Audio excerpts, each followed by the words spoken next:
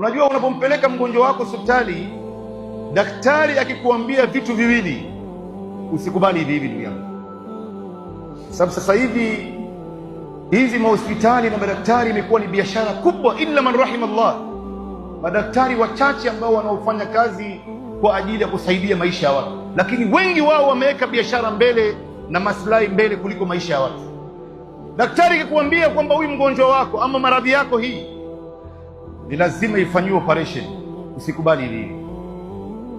Nenda kwa daktari mwingine, second opinion. Nenda kwa daktari mwingine, mpaka yule ambaye atakwambia bana tumia dawa, anza na huyo kwanza. Sasa hivi wanawake wangapi ambaye wanaotaka kujifungua mtoto wa tatu ama ni wake wanne, mtoto wake wanne huyu ashazaa huko mbele na amezaa salama, akienda anaambiwa hii lazima upasuliwe bana. Na wengi wanapokataa, wakimpeleka hospitali nyingine anajifungua salama. Wangapi ambaye leo wamepasuliwa miili yao, wengine wakadhuriwa hasa na hawa madaktari, alafu baadaye anakuja daktari anasema I'm very sorry bana, I'm very sorry bana. Na jambo la pili, daktari yeyote akikwambia ndugu yangu usikubali hivi hivi, ni daktari ambaye atakwambia huyu mgonjwa wako ni lazima tumweke ICU, intensive care unit. Kama kuna jambo ambalo leo linaendelea kuwakanyaga binadamu katika ardhi hii ni kashfa ya ICU. Imekuwa ni skandal kubwa, skandal kubwa ndugu zangu. Wewe unawekwa pale, wakati mwingine mtu ashakufa, unaona ile gesi, vipumuzi vinampumua mtu, kumbe ashakufa kitambo, wewe una habari. Kama kuna kijana mmoja Nairobi, mimi nilikuwa namjua huyu kijana, nilipata habari kwamba huyu kijana yuko hospitalini siku ya 10, yuko ndani ya hospitali tayari, siku 10 imepita, na hiyo siku ya 10 ndio huyu kijana alikuwa anafariki siku hiyo. Basi mimi nilipopata habari nikampigia ndugu yake simu, nikamwambia shekhe, atujulishani mambo ya maradhi, ndugu fulani ameugua, hata mimi sina habari shekhe.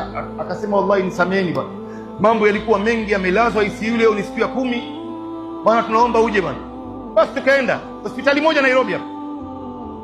Tukifika wale madaktari wakakataa tuingie ndani, nikana kwamba walijua, kwa sababu sisi tulikuwa tunataka tuingie ndani tuangalie huyu bwana yuko hai au ashakufa.